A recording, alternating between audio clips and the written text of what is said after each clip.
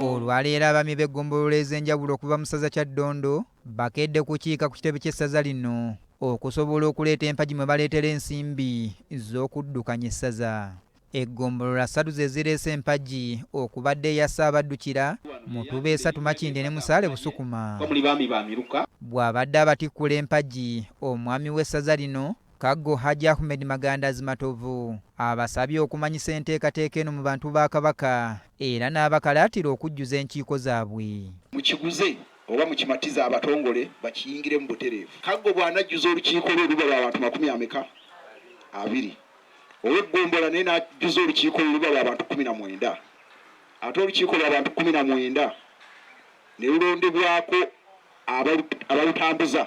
Ono agamba nti obukulu bw'empagi eno kwe kuvayo okukulaakulanya ebintu by'Obwakabaka ebyakolebwa bajjajjaffe n'okuggyayo ekitiibwa kya Buganda. Empagi eno bw'oba ogyetegerezza n'okola by'olina okukola esobola okugonda singa okola by'olina okukola ki okukola. Babamyuka ba Kaggo wano we beebaliza abaami b'eggombolola n'Emiruka olw'okujjumbira enteekateeka eno, kyokka ne basaba abazadde okufaayo ennyo eri abaana baabwe naddala mu kaseera kano ak'oluwummula.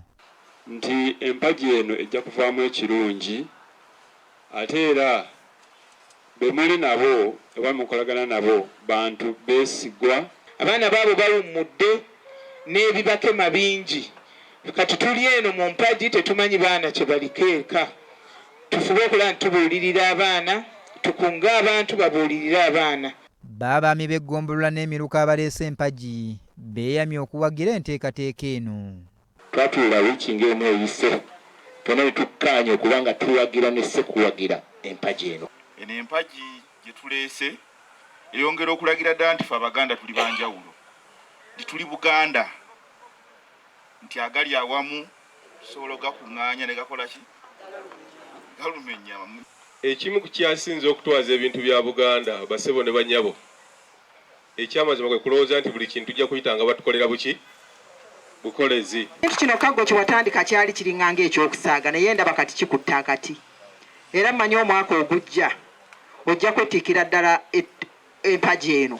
Kati sabe Katonda ensinga ereme kukyuka. Olwaleero ejjidde ddala ne $1,014,000. Shafik Galiwango, BBS Telefayina.